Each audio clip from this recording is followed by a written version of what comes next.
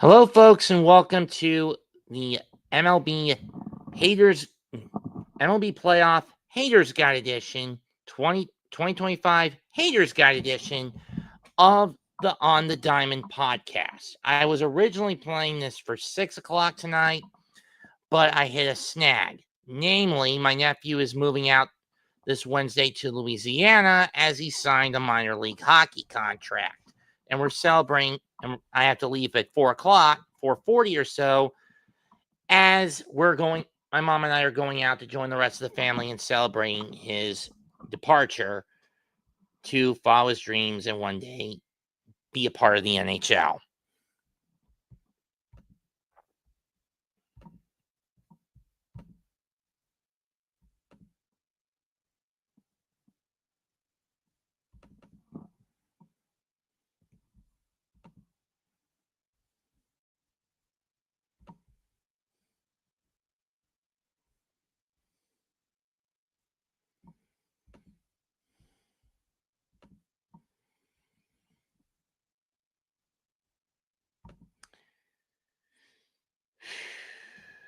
Having said that, I need to get this off my chest. The New York Mets, specifically you, Carlos Mendoza.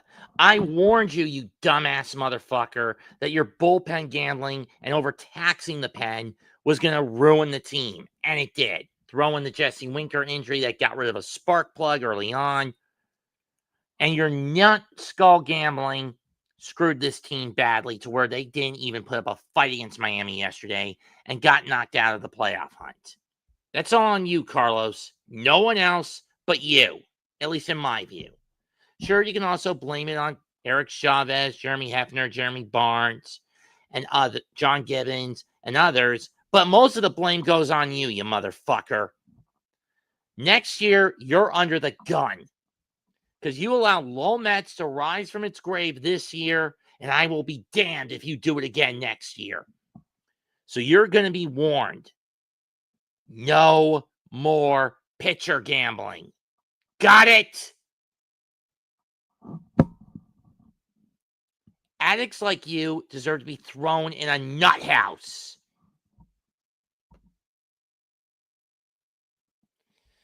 Having said that, let's go over the MLB 2025 playoff bracket.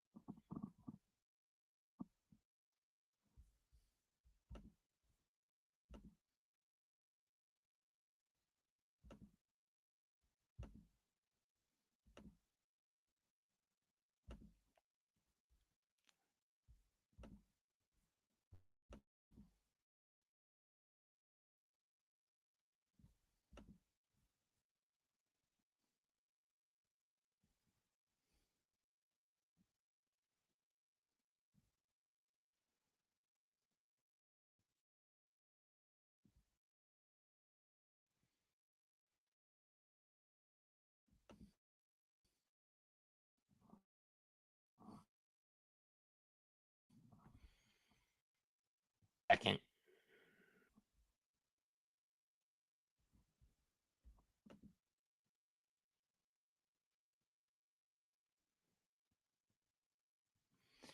There we go.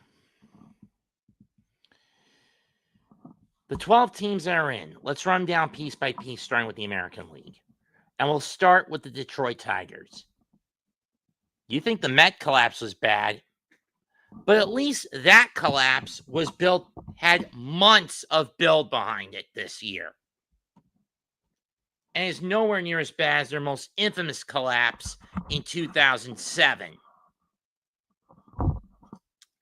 The Tigers' collapse, on the other hand, sure, they managed to cling to sink their claws into a wild card spot again, but look at what it took to do that.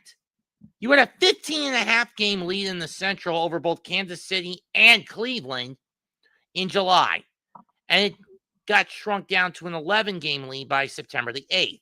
Nothing too terrible, not too bad of a decrease, but you still had a commanding grip, and you couldn't win Just a small handful of games over the final 3 weeks that you screw the pooch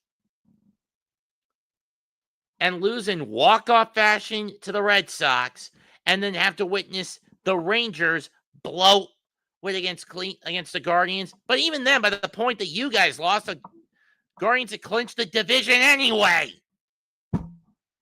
AJ Hinch, if you're trying to repeat the magic of last year by having your team screw up this badly, you're in the same boat the Mets were in this year, but much worse. But you still have a lot of potential. You've allowed the reemergence of Javi Baez as a quality utility player, whether he's playing at short or playing in the outfield. You still have Cy Young caliber talent in Tarek Skubal, but even that won't be enough to get you out of the divisional round at best, at least in my opinion.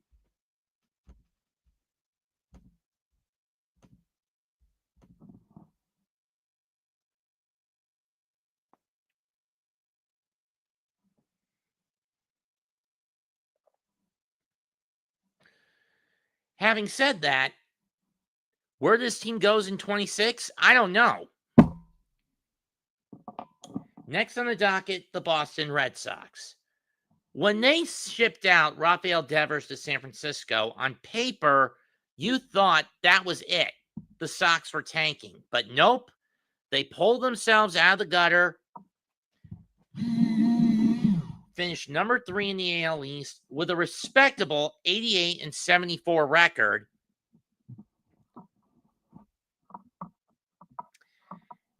And are heading to Yankee Stadium to renew an old rivalry tomorrow.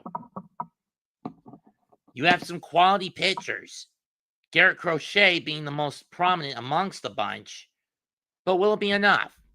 In all honesty, I don't know.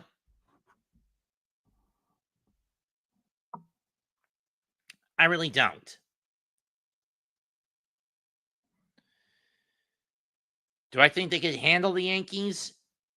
Part of me says yes, and part of me says no.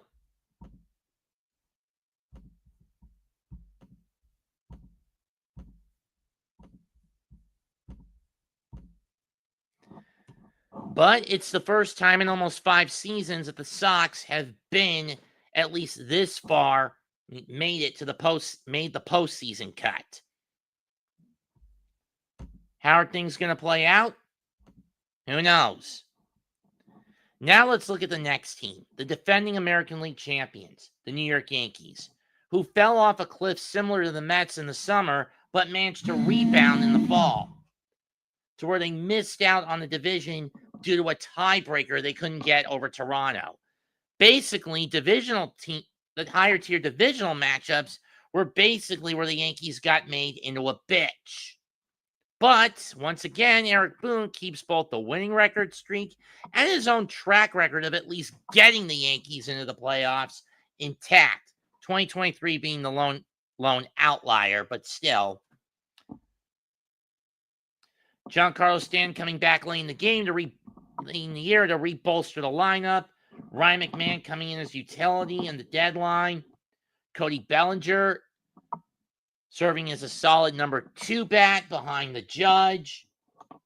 And Aaron Judge having one of his best hitting seasons, getting essentially the AL batting title. But then you go into the area that's sus for the Yankees. Their middle to late bullpen. You signed Devin Williams to be a ace closer, and he couldn't do any of that. So you had to get David Bednar at the deadline to fill that gap. And for the most part, it's worked.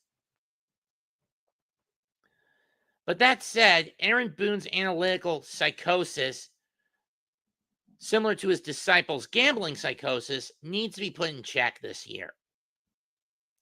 But how are things going to play out? I could see the Yankees at least getting out of the wild card round. But then again, when they get to this situation and they're playing either the Red Sox or the Astros, who thank God are not in this year, first time since 2016, but the Astros are out of the equation. The Yankees tend to shit the bed whenever they're playing the Red Sox in the playoffs, at least as of late. But Yankee fans of the Bronx Bombers, Fingers crossed that doesn't happen this year. Next up, the back-to-back AL Central champions, the Cleveland Guardians. Talk about riding a wave of momentum. Like the Tigers last year to sneak in, you create chaos to get to win the divisional crown. Do I see this team going further than ever before? Well, it depends on how manager Stephen Vogt handles this and manages it. Ultimately, it's going to boil down to how well that pitching core and that hitting core for the Guardians does it. Plays it down, pats it down.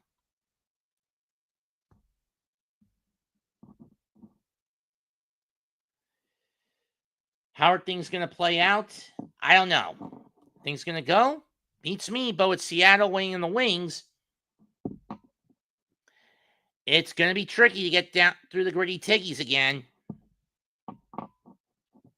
Speaking of the Mariners, this is a team I think nobody expected to make the playoffs. As the last couple of years, they had missed out on them, mostly due to gassing out near the finish line. This time around, they managed to fight back and knock the Astros off the West throne, especially with power bats that they acquired. They have Kyle Rowland, specifically Eugenio Suarez, who they got from Arizona at the deadline, bringing a massive boon to the power department. Emergence of great fielders, a GOAT-tier pitching rotation, even if Wu is out for a while. And of course, the big reason. The big fucking dumper. Cal Raleigh. If this monster switch-hitting catcher, who broke all catcher and switch hitter records this year in terms of the long ball, can get that ball over that fence in the divisional rounds and beyond, I could see Seattle going all the way. But there is one team that might stop them. The Blue Jays, a team who was looking like to be a proverbial laughingstock at the start of the year, clawed their way back to the summer and hung on to the division crown by a thread. But here's the problem with this for not just them, but also the Yankees. This is almost similarly played out in the same vein that the Met Braves situation in 2022 played out. Yankees get off to the hot start, sputter. Shut up, Joey.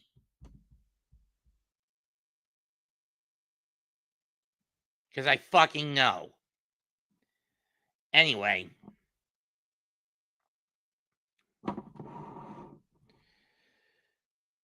Blue Jays take the lead and then win on the final day due to a tiebreaker technicality.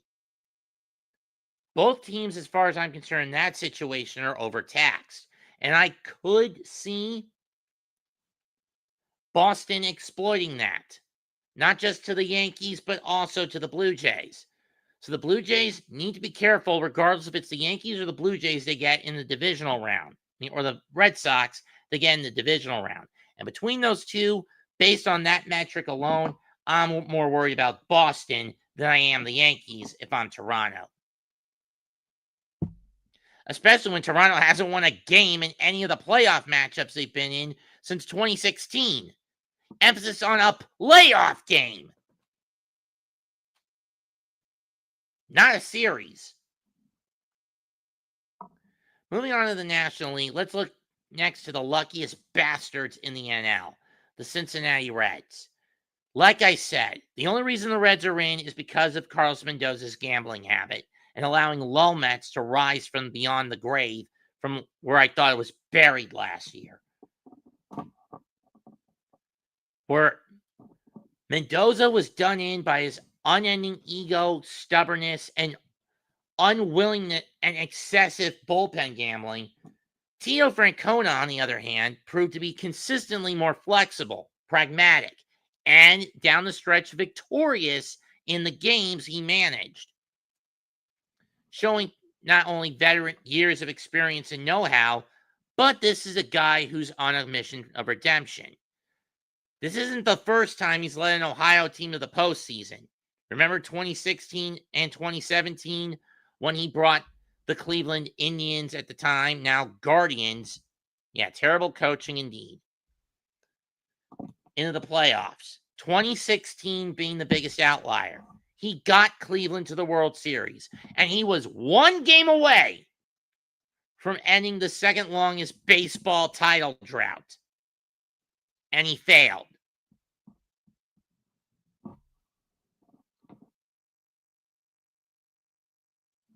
Blowing a 3-1 World Series lead to the Cubs in 2016. Now, he's got a chance to redeem that.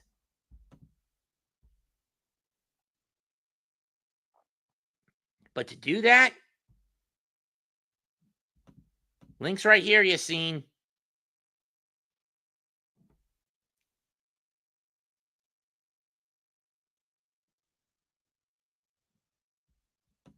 I don't know yet, Joey.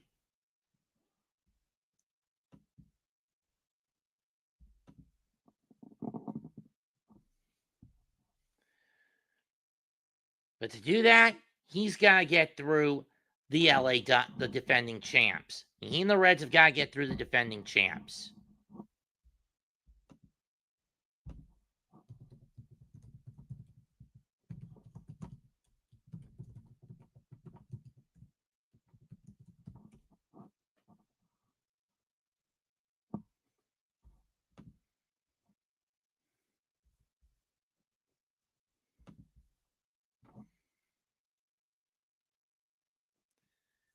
Yes and no, but I would prefer your camera on.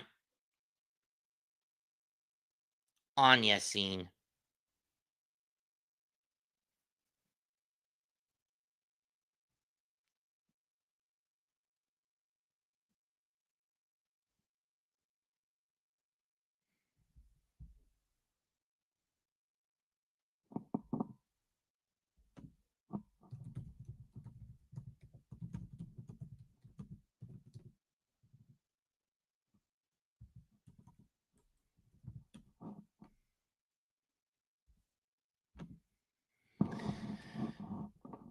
But we'll get to them, get to the champs in a bit.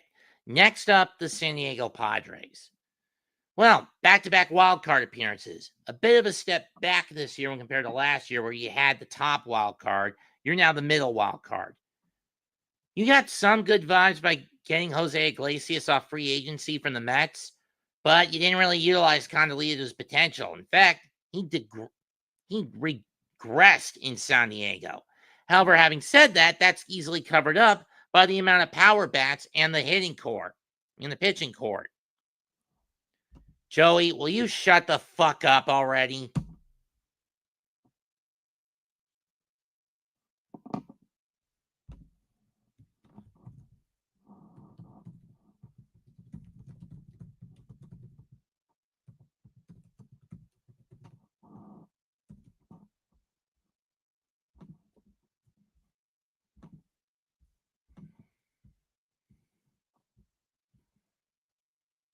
Yassine? Yeah, can you hear me? Loud and clear. Okay. I was about to go over the Padres. You got an insight? I think the Reds could beat the Dodgers in the wild card. No, I'm talking about the Padres right now. I'm going over each team before picking the matches. Oh, okay. Right now, I'm on San Diego. You got any thoughts?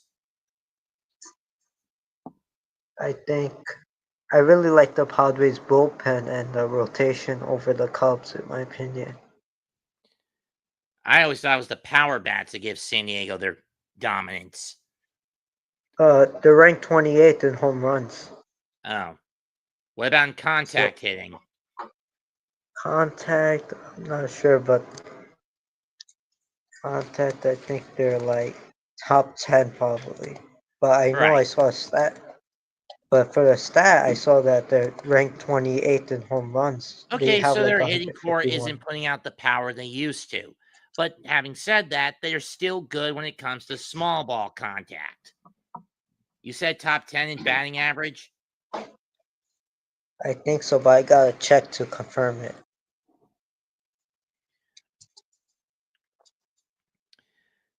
But still, it's the pitching core where this side shines. But that said, San Diego needs to keep the bats going. We saw what happened to them last year in the divisional. Their bats True. died a third of the way through game 3. They choked that series, in my opinion.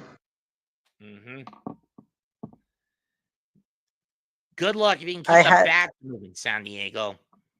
I had them going to the World Series last year. Yeah.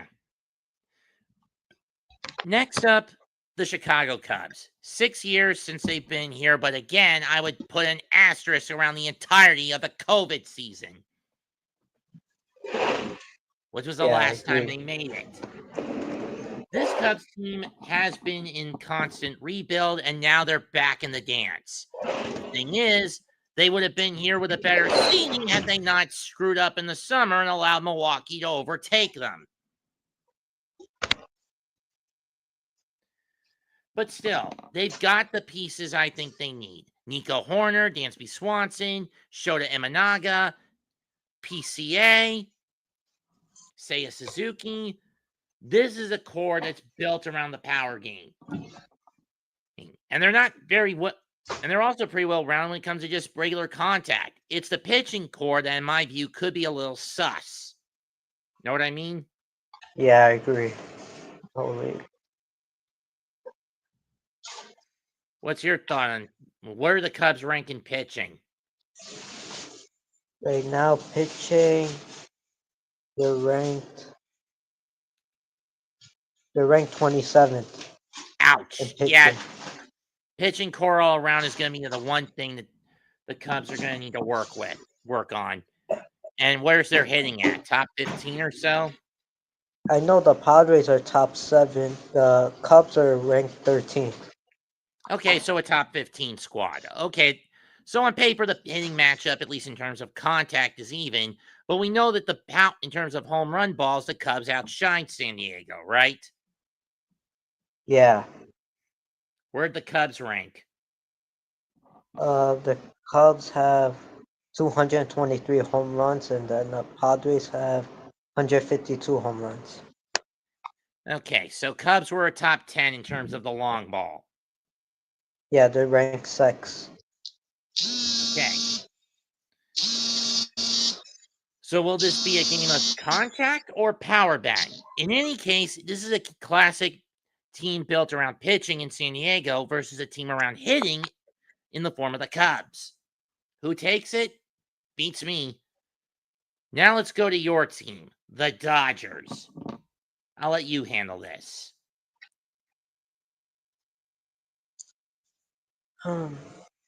I really think that the Reds are going to give the Dodgers problems. Not prediction. Just say what you got to say about the Dodgers.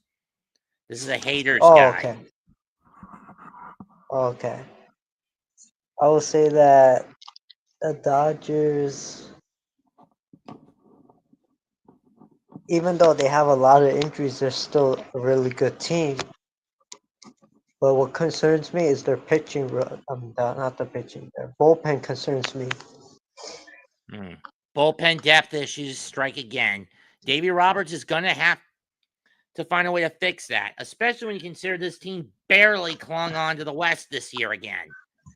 Throw in the fact that this is basically Clayton Kershaw's last hurrah. Do you want him to go out without a third ring around that finger?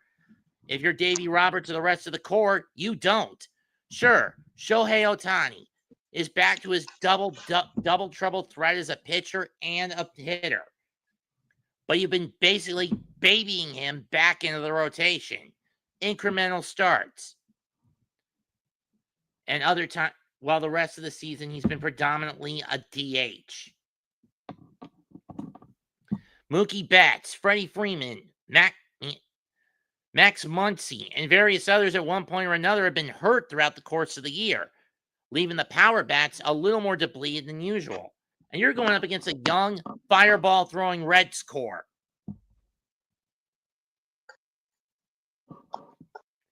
So this one will not be easy. Winner of this gets Philadelphia. And speaking of the Phillies, The only reason they got here is, again, Mendoza's gambling habit, screwing the Mets out of the race by early to mid-September because he couldn't stop. This team is in their last gasp in the hunt for Red October. Bryce Harper is basically getting fed up with this team getting to the playoffs and then getting cut up to pieces. It's been downhill each year since 2022. Made it to Game 6 of the World Series in 22. Beaten by the Astros. 2023, Game 7 of the NLCS. Knocked out by Arizona because you screwed the pooch.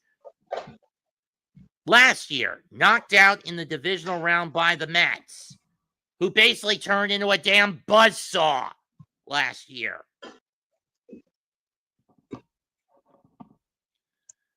So how do you compensate that? Making it worse for the Phillies, you don't have your ace, Zach Wheeler. He's under the knife for the same surgery that cost Steven Strasburg his career. But unlike Strassi, he's hoping Wheeler's only giving himself a 2-year window, and then he's hanging it up.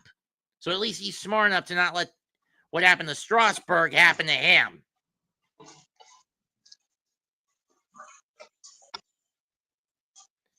He's a Dodgers fan, Joey. Who's a Dodgers fan? You. Joey just asked who's your team. No, I'm a Yankees. Oh, Yankees, excuse me. It's Addison who's Dodgers. Sorry. Yeah. Anyway, Philadelphia, with Bryce Harper getting fed up, this is basically the point where the window might close on Philadelphia. They've got a lot of free agent capital they need to cut at the end of the year. Kyle Schwarber, JT Realmuto, and a few others. Taijuan Walker and several others. When the season's over for Philly, whether they win the Commissioner's Trophy or not, who stays and who goes is the question. Am I right? Yeah, I agree with you. And now let's get to the NL top dog, the Brew Crew. This is a team who has finally shed the shackles of a long-term con artist in David Stern, and now have a quality manager and GM. I don't know who the GM is, but Pat Murphy has proven his quality as a manager. But the question is, can this team, who's been a bridesmaid and never the bride, win it all this year? Keep in mind, this team has not won a postseason series since 2018 and has not made it to the World Series since 1982, when they were still in the American League. But you've got the pitching arsenal. You've got the bats you need. You don't have a manager, a GM who's an unbearable skinflint, and you've got a manager in Pat Murphy who's got remarkable charisma. Will Beer City finally get another title that doesn't revolve around basketball? All is a major question with this matchup and with this team. Brew Crew have had the low Brewers or Blue Crew label on them the last couple of years.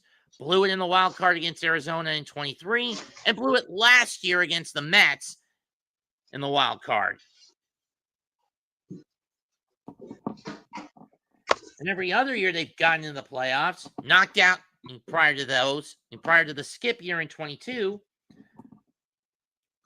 2018, knocked out by the Dodgers. 2019, lost a wild card game in the NLCS. Lost a wild card game in 2019 to Washington. 2021, lost a divisional round to Atlanta. And then getting swept by Arizona in 23 and losing out just 2 outs away from moving on to the divisional round of the Mets last year. This year, they're in the divisional round and they need to make it count at any and all costs. By the way, the general manager's name is Matt Arnold. Oh, thank you. Matt Arnold for the Brewers? Yeah. And Matt Arnold has done a good job with this team. He's been more willing to open the wallet. He's not willing to play the long con like David Stearns was.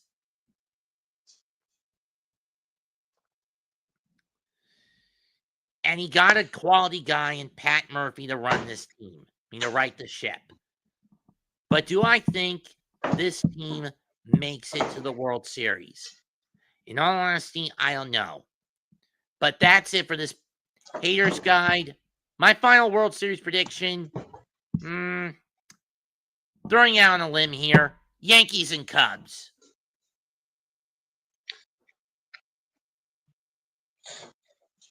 Where's yours, Yassine? Shoot. I think the Phillies are going to a World Series, in my opinion. But who would you want And them then- against? Yeah, I want my Yankees to be in the World Series, but I don't know if they're gonna make it. Really concerned about my team, but True. I'll just pick them anyway. So you're saying Yankees, Phillies, and I've got Yankees, Cubs. Yeah, I don't see the Cubs making it to a World Series. Fair enough argument. If it's not the Cubs, and if it ain't the Yankees, I'll go on a limb and say Crew versus Mariners as my second option. What's your second option? I'll go with Mariners and probably the Padres. Fine by me. Anyway, that's it for today's episode of On the Diamond. Thanks, Yassine, for coming in. No problem. Comment, like, and subscribe to the HSN and Aboriginal Sports Networks. He's Yassine on Mets 2128. Bid you adieu. Next time I'm on will be tomorrow night for Padres Cubs Game 1, and then NXT live reactions, as we're going to find out who's going to be part of each gender's Survivor Series teams for NXT and TNA. Goodbye and good night.